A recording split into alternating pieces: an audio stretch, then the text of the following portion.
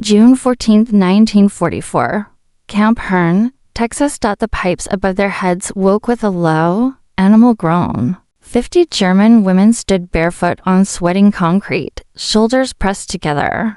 Hair cropped or pinned, eyes fixed on the nozzles that jutted like steel teeth from the ceiling. They had been marched in without shoes, without windows, and without explanation. Drains dotted the floor. The air smelled of damp and metal.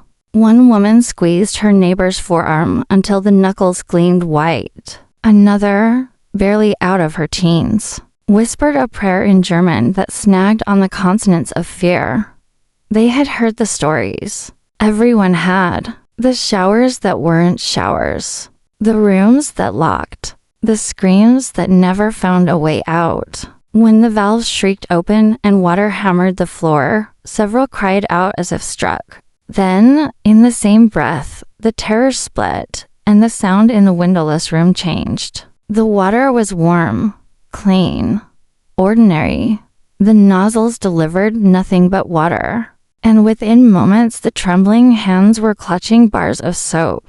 Relief broke over them like a storm's first cool wind. In that wet, echoing room in Texas, the women understood something that split them from the world they had arrived in. Not everything the Reich had told them about America was true. 3 days earlier, the train had crawled across the southern plains, heat and dust painting the windows a tired yellow. Inside, the women sat shoulder to shoulder on wooden benches, backs stiff, knees touching knees, eyes hollow with exhaustion. They were nurses and clerks, radio operators and auxiliaries, captured in North Africa, Italy, and France. Most were in their 20s. None had expected to reach an American shore, let alone survive it. Propaganda officers had briefed them before deployment with practiced gravity. If captured by Americans, expect cruelty. You will be tortured. You will be humiliated. The showers in their camps are not showers. Prepare your spirit for what your body cannot bear. As the train hissed itself to a stop near the Texas town of Hearn, population 4,000, the landscape that unfurled beyond the grime did not match the posters. There were no towering walls studded with machine guns, no execution yards. There were pastures, sunburned and endless. Cattle grazed beneath an enormous sky. Men in wide-brimmed hats leaned against fences and spat tobacco, more curious than hostile. When the doors slid back, hot air rushed in with the smell of hay and mesquite. A freckled sergeant, scarcely 25, lifted a canteen and said in slow English, "Welcome to Texas," as if greeting cousins at a station. Not prisoners of war. Camp Hearn sprawled across a flat knuckle of prairie. There was barbed wire, yes, but the place looked, unnervingly, like a small town. Wooden barracks in straight rows. A mess hall you could imagine serving PTA lunches. A chapel with a simple cross. Vegetable gardens scratched into the reluctant soil. The guards were farm boys from Oklahoma and Texas, a few city kids from farther north. Most looked younger than the women they watched. At the first roll call, Captain William Harris Stocky, even-tempered, with a habit of pushing his cap back when he thought addressed them, through a German-speaking translator. "You will be treated according to the Geneva Convention," he said, voice steady. "You will work. You will eat. You will rest. You are prisoners of war, but you are still human beings. You will be treated with dignity. Dignity." The word hung like a foreign bird suspended in hot air. These women had grown up in a system where dignity was something dispensed as a reward for obedience, withheld as punishment. Here it was a given, and that unsettled them more than the barbed wire. That first evening they were served white bread, vegetable soup, real coffee. Some refused, afraid of poison. Others nibbled and waited, then ate everything on their trays. "If this is how they treat enemies," one woman whispered, "how do they treat their own?" It was the kind of question that once asked would not stop asking itself. The real break came with the showers. An older nurse everyone called Alina. Two friends turned pale at the word. As the translator relayed it, she had read enough, heard enough whispered reports about camps in the East to know what a tiled room with drains could mean. She had never believed it would stand waiting for her in a country the army had painted red with hatred. They were led to a concrete building at the edge of the compound. Inside, the air was a damp hand. Pipes traced the ceiling in a grid. The drains were dark circles in the floor. Fear buckled some to their knees. One woman clutched the translator's sleeve with shaking fingers and begged in broken English, "Please, please, no." The American sergeant in charge looked baffled, then turned to Corporal Otto Meyer, the translator, a second-generation German-American with Pennsylvania clipped into his vowels. "What's wrong with them? They think we're going to gas them," Meyer said, face draining of color. The sergeant stared, cap in his hands now. "Jesus," he ran a hand through his hair. "Tell em it's just water." Meyer did his best. It didn't touch the core of the fear. Words weren't built for that.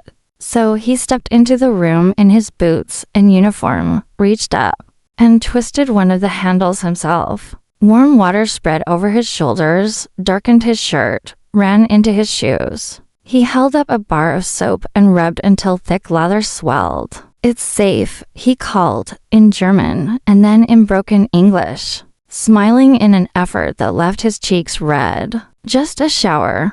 One woman took a step, then another. When the water hit them, some screamed, but the screams wavered into sobs of relief that ricocheted off concrete and became something else. Lena stood with her face tilted up, the bar of soap clutched as if it had been sanctified. A radio operator named Anna sank to her knees on the wet floor and cried openly, like a child who discovers that the monsters under the bed were only shadow, only fear. Outside the doorway, one guard leaned to another. "What the hell just happened?" The second shook his head. "I don't know, but I think we just saved lives without firing a shot." Lena wrote that night in a small notebook she kept hidden since capture. When the water came, I cried. Not because it was cold, it was warm, but because it was only water. I realized then that everything they told us about American cruelty was a lie. They did not kill us. They gave us soap. Word ran its quick roots through the camp. The showers were showers. The food was food. The guards did not beat the women. Suspicion did not evaporate overnight, but fear lost its tightest knot. The women began to look around. They noticed that the American guards joked with each other. They tossed a baseball in the evenings and sang along to songs on a radio. They did not move in lockstep. They did not salute with violence. Confidence, the women realized, came here not from volume or propaganda, but from quiet abundance. There was enough. Work details started. Some women sewed uniforms or repaired nets. Some tended to motto seedlings, coaxed okra and squash into the reluctant soil, pulled weeds under a sun that nursed nothing gently. A handful rode out in trucks to nearby ranches to help with cattle. They were paid in camp scrip, good for cigarettes, candy, notebooks at the canteen. The rules were enforced. One man caught slipping extra candy to a pretty prisoner lost to weekends leave, but cruelty was not part of the training manual here. The shock of seeing power restrained was its own education. One afternoon, a truck rattled into a ranch 10 miles outside the wire. Cowboys in dusty jeans and sweat-dark hats met them with wary curiosity. A young hand tipped his hat, grin lighting a freckled face.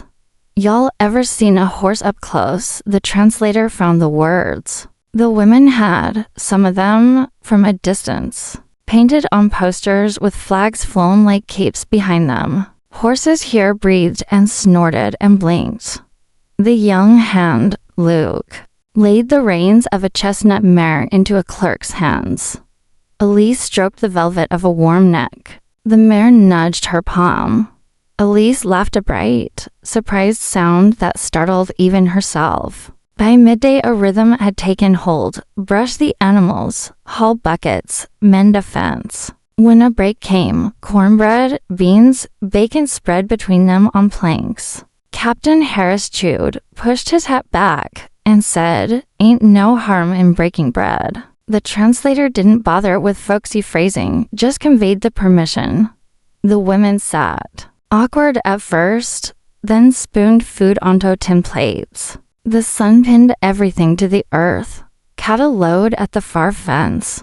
On the ride back, the truck's bed hummed with an odd quiet, not fear, not grief, something like wonder. Christmas 1944 came softly. Snow dusted the mesquite trees and melted. In the afternoon, leaving the bark dark and the air briefly sweet. Inside the mess hall, the guards had pooled rations and the kitchen boys had triumphed. Turkey, mashed potatoes, gravy thick enough to stand a spoon in, apple pie that tasted like someone's mother, a paper garland looped from beam to beam. Buttons and foil bent into stars glittered on a small tree in the corner. The women stopped in the doorway, stunned. Harris stood at the front, hat tucked under his arm, translator at his elbow. "Today is Christmas," he said. "War or not, that still means something. No work, food, music, and a little peace." They sat. Some folded hands and whispered thanks in German. Others just cried. One cowboy produced a harmonica. Another tuned a battered fiddle. The first song was Jingle Bells, badly but earnestly played. Then a woman hummed Still Nacht, and the hum turned to a verse. And in the next breath English and German braided together, not battle songs, not anthems, but something fragile spoken in a language older than conflict. Lena wrote, "That night the enemy shared their bread. Men who could have hated us chose instead to sing. For the first time, I believe the war could end." Words like collapse and surrender bled into newspaper headlines in the spring of 1945. On May 8th, the war in Europe was declared finished. Harris gathered them by the flagpole and delivered the news simply. "Your country has surrendered. The war is done. You're safe now." The women did not cheer. They stood with their arms at their sides, staring past his shoulder into distances only they could see. You do not rejoice at the loss of a home that has harmed you. You do not mourn a wound that will not stop bleeding. That night the barracks were quiet. They sat on the steps and watched a sky bigger than anything they had ever known throw itself into dusk. Home had become a word that required new definitions. The Red Cross came more often with soap and clothes and paper. They wrote letters. "Mother, do not be afraid for me. The Americans treat us better than our own leaders did. Do not hate them. They are not demons. They are men." By late summer, repatriation orders arrived. The trucks lined up. There were hugs in halting English and German. Glances that measured gratitude and embarrassment in equal weights. One woman handed Harris a handkerchief. She'd embroidered in red thread at night by the light of a contraband match. "For kindness," she said, cheeks flushed with the effort of the phrase. He tucked it into his jacket, cleared his throat. "You'll be all right." Dust rose when the trucks rolled. The camp looked emptier than it had felt when it was full, not because bodies had vacated the bunks, but because something unseeable had settled there in their absence and did not leave. Germany was rubble. Cities lay open like wounds.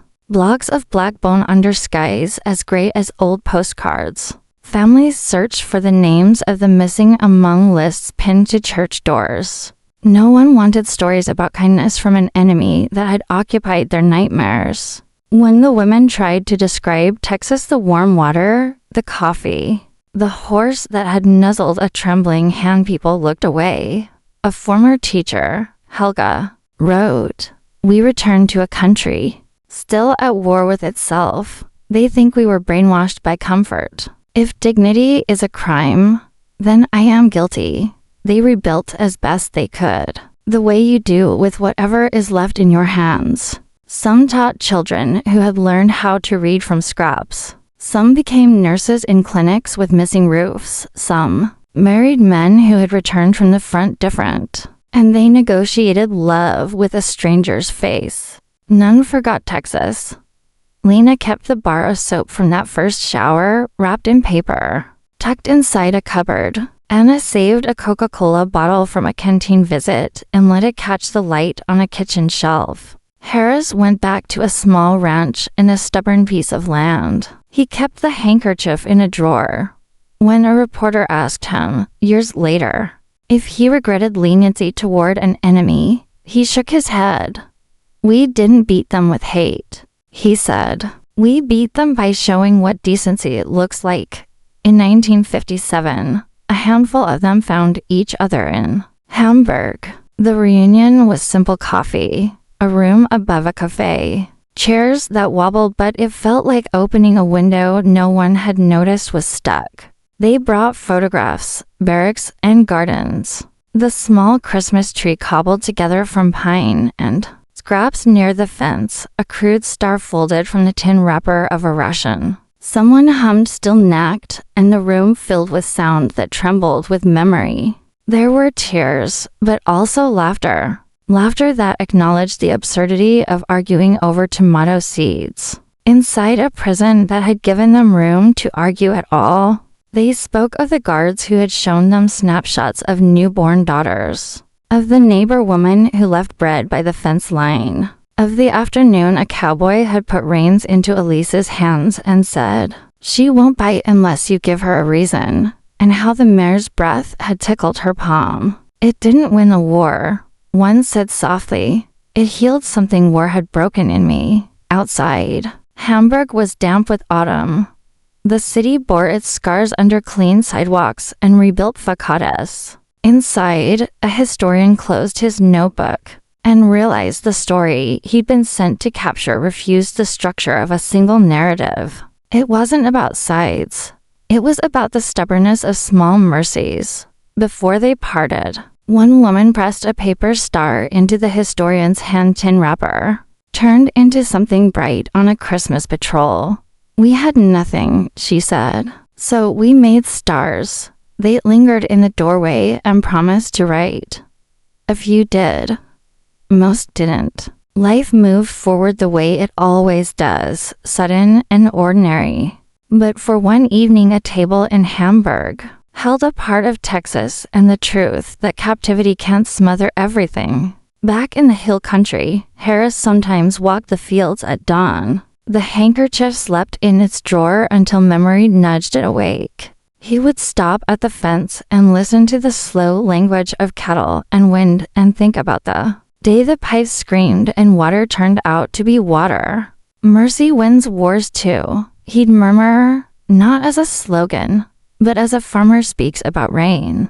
Because what had happened in that camp outside Hearne mattered in ways no victory parade measured. A bar of soap wrapped in brown paper, a fiddle scratching at a familiar tune, a hand extended over a table.